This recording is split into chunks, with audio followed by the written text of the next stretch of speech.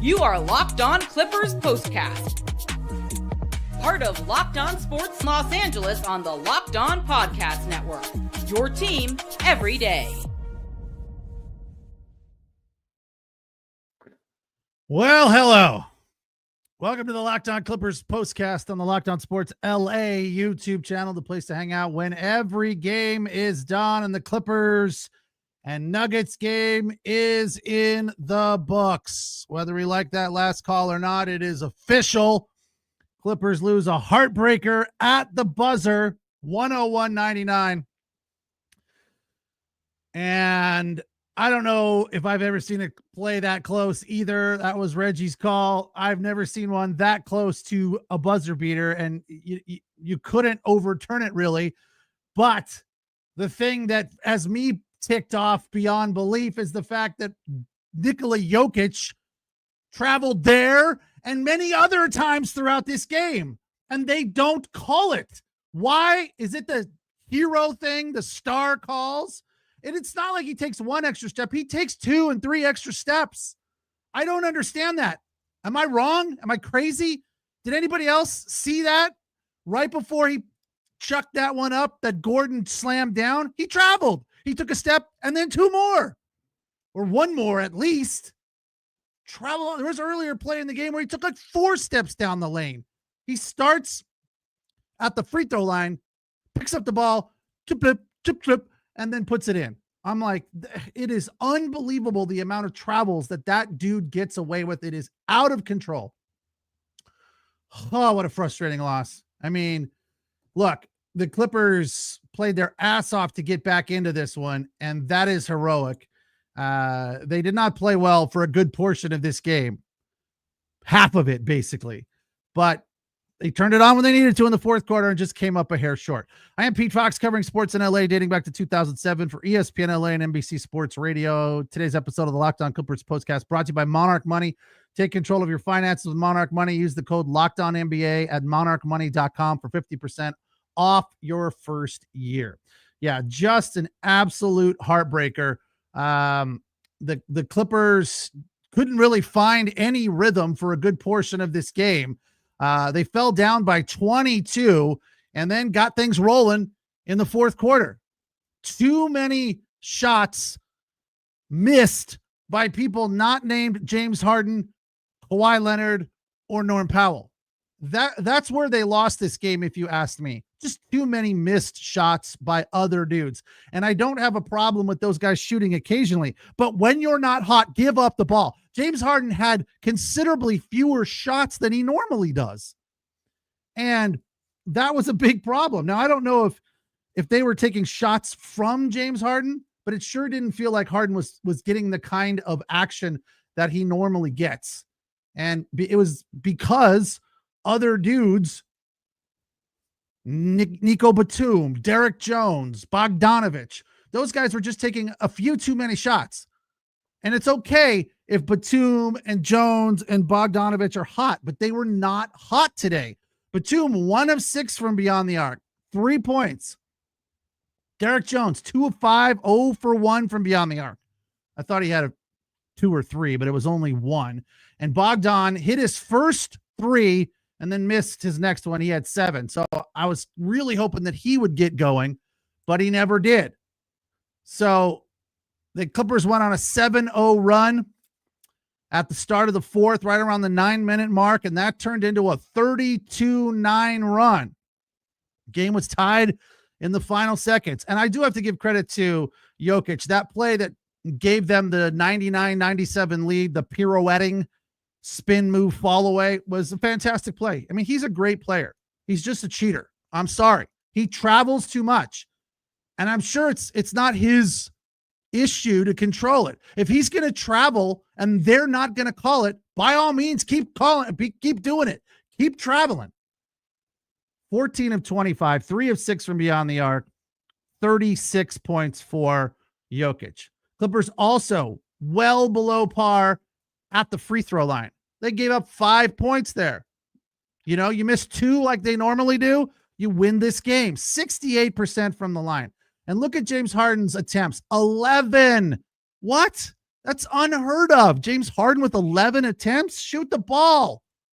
And he was 5 of 11. 1 of 2. He only took 2 threes. That's mind-boggling. I don't know if it was part of the game plan or what, but it's just mind-boggling. And, Kawhi Leonard had a kind of an off day. 10 of 22, 2 of 5 from beyond the arc. But the most important part of his game, he flipped a switch in the fourth quarter and took over. That's what spurred their comeback to get back into this game down 22. 24 points for him, 9 rebounds. And Zubac was fantastic. 19 points, 12 rebounds, 6 assists. I find it really interesting. During the game, Allie LaForce said she talked to Zubac, and he commented that part of the reason for his improved low post play was watching Jokic videos. I thought that was really cool that, he's taking a page out of his book, and you can tell that is helping him become a much better center. 9 of 14 today. Norm Powell finally got it going. 22 points, 2 massive threes late in the game. He had 242. He hit one, and then another one right after that. That was pretty much the end of the 32-9 run. That made it a 1-point game. He had a huge 3 to make it down 10 for the Clippers. It was followed by a Kawhi steal, led to a Kawhi dunk. That was a huge moment, and that was the middle of that 32-9 run. It was 18-4 at that point. So this game was a roller coaster, and kudos to the Clippers for getting back into it, because there were plenty of times where they couldn't find any rhythm, any momentum, just sloppy, ugly ball. And you come away from this going, God, that's just Clipper basketball for you right there. This is what you'll be talking about. Series tied at 2. That's what we're talking about. 3-game series, and the Nuggets have the home court. I feel like the Clippers, they could have won this game. I don't know that they should have. I don't know that they deserved to. The bottom line was, this has been a fantastic series. It has been nip and tuck, aside from the 34-point win in game 3. Sorry for my very poor math. I called it a 24-point win. It was a 34-point win. And I guess coming out of that game, you felt like the series is probably over. Like, it's hard to bounce back from that. Here we are, 2-2, going back to Denver. And the Clippers do not have home court advantage now. That's tough. That's tough. This was a pivotal game. I hate to use that cliche, but it is absolutely accurate in describing this game. A pivotal game. 3-1. I think the Clippers take care of business and win this series. Now, I don't know. I mean, yeah, they can win in Denver. We've seen that. We know. But the fact is that home court is big, and they have Nikola Jokic, who is, really honestly the best player on the court night in and night out. Kawhi Leonard is not far behind, but Jokic is just a more dominating player because he's 7 foot plus. So it's going to be tough. It's going to be tough. I feel like the Clippers have set themselves up to win this series. You look at this game and say they outplayed them late in the game, but they didn't outplay them for the entire game. So, they had to dig themselves out of a 22-point hole, and that is a huge challenge. So let's hope they come out in game 5 and have a different attitude. That's what I'm looking at. You got to come out and punch them in the mouth right from Jump Street. Got to start hot. They did not start hot. They didn't lead until the final couple of minutes of the game. So that was tough. That was absolutely a game they could have won. I don't know that they should have, but they could have. They had it. And if the refs call traveling on Jokic, it goes to overtime, a different game. After the break, we're going to talk about something Ty Lue said to them in the huddle during a timeout that I thought was interesting. And we'll get to player of the game and the turning point. It's the Locked On Clippers postcast on the Locked On Sports LA YouTube channel, the place to hang out when every game is done. Clippers dropped this one, a tight one, at the buzzer, 101.99. Today's episode of the Locked On Clippers postcast is brought to you by Monarch Money. You ever check your bank account and wonder where the heck has all my green gone? Between dining out, online shopping, sporting events, entertainment, buying new cleats for your kids and getting them into their tournaments and whatnot and private lessons. And before you know it, you're like, hey, wait a second, my bank account is lower than I thought it was supposed to be. Well, that's where Monarch Money comes in. It's your personal CFO giving you full visibility and control over all your finances. Monarch Money isn't just a budgeting app. It's a complete financial command center. You can track all your accounts and your investments, your spending, all in one place. You can see what's going out and what's coming in. Monarch Money. Take control of your finances with Monarch Money. Use the code LOCKEDONNBA. MonarchMoney.com is the website. You'll get 50% off your first year. That's monarchmoney.com. Use the code LOCKEDONNBA for half off your first year.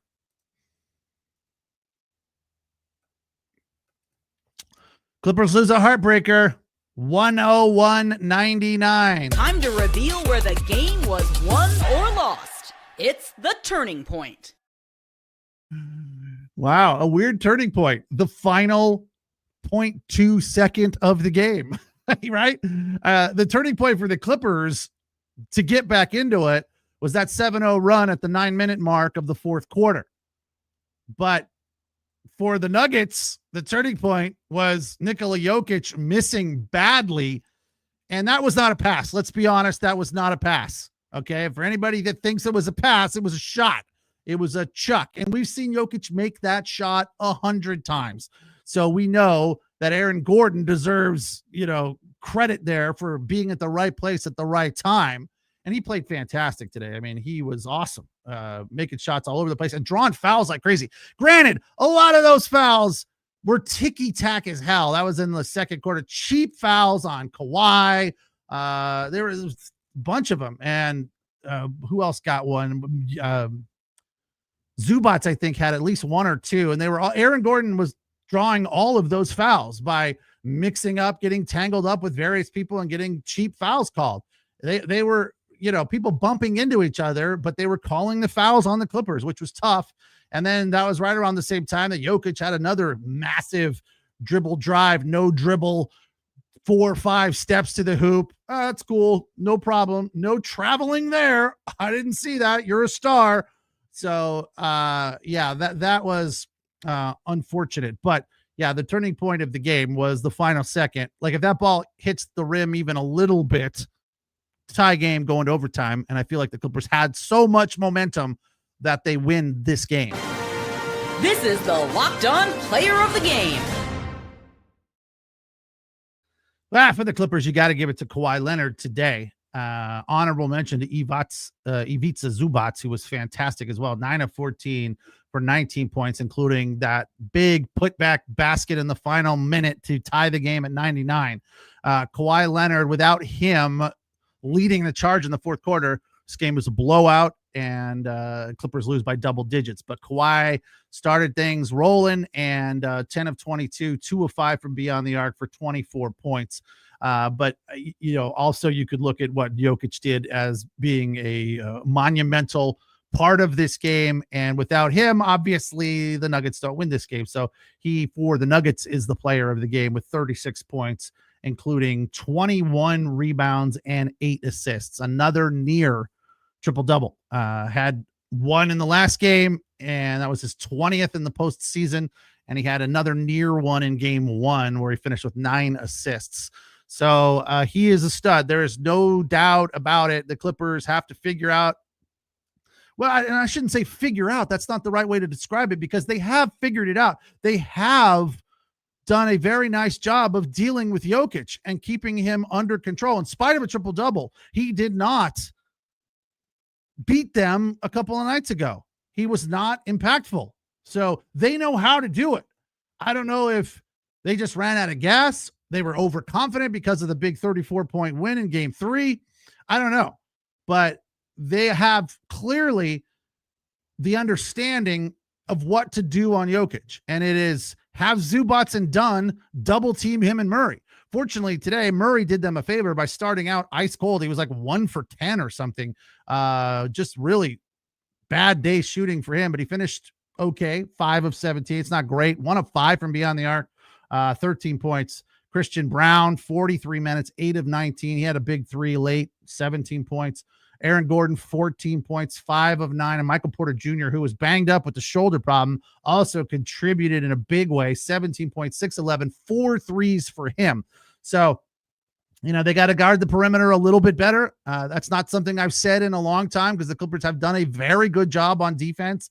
But today there was long stretches of time where they were just discombobulated and they were not turning defense into offense. When they had the ball, especially early in the game, James Harden was just kind of playing hero ball, and that's not what they've been doing lately. And that's not what is leading to them playing well over this stretch at the end of the regular season and into the postseason. The hero ball thing has not been part of their game plan, and today it was. So they got to get rid of that, keep the ball moving around the perimeter, finding the open man, kicking it into Zoo, having him kick it out. That's the kind of stuff that has been working for them. And I promised you a comment from Ty Lue in the timeout, which to me was very telling. He said, let's get to your spots and stop playing random basketball. And I was like, amen. Thank you for saying that, because that's what they were doing, running around the court, kind of like 5 guys playing one-on-one as opposed to playing a team game. So this team is much better when they basically run the offense, run the plays, get to your spots, hit the shots. There's just too many shots missed today. That's the bottom line. I mean, I was honestly just beside myself and stopped paying attention there early in the fourth quarter because I'm like, this is just disgusting. The amount of bad shots that are being taken, the amount of shots taken by the wrong guys is, unforgivable. It's like, hey, this is crunch time. Nothing against Batum or Jones or Bogdanovich or Chris Dunn. They're all capable, but they were all cold today. Chris Dunn had 3, Batum had 3. Stop shooting when you're so cold. You're open for a reason. Ask Russell Westbrook about that. 44% tonight from the floor for the Clippers, 33% from beyond the arc. 10 of 30 is respectable considering how it looked early on. The Nuggets also 10 of 30 from beyond the arc and 46% from the floor. So it evened out in the end. But the Clippers needed more earlier. It was just too much to dig out of that hole. And look, the bottom line was the Nuggets got some favorable calls and it led to them winning this game. I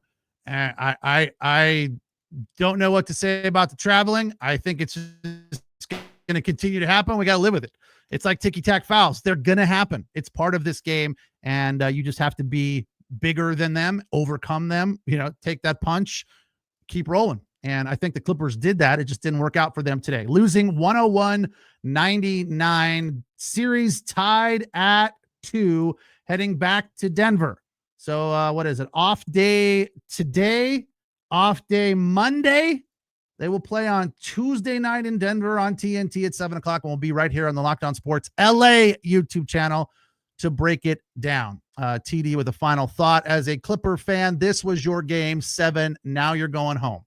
I don't necessarily agree. This Clipper team is hot, but it's going to be tough. Yeah, you got to win. You got to win 2 of 3 in Denver, and that's I guess they could win. So it goes 1-1-1 at this point right now. So they could win 1 in Denver and then come back and lock it up here in LA in game 6. But I don't know. We'll see. We'll see how it's going to go. It's definitely been exciting, and I will continue to believe that is how it's going to be. I will sit here and watch and enjoy every last minute of it because it has been thrilling and it's been nip and tuck and back and forth. The best series of the postseason so far. So we have to assume that will continue, but it is definitely an uphill battle for the Clippers after dropping this one today. Again, 101-99, the final. They lose at the buzzer. Series now tied at 2. Thanks for watching. Thanks for listening. Appreciate the comments. I am Pete Fox. We will talk again on Tuesday after Game 5, and I'll be on Locked On Dodgers here a little bit later after the Dodgers and Pirates get things rolling at the Ravine. So join me over there for the Locked On Dodgers postcast. Take care. Have a good night.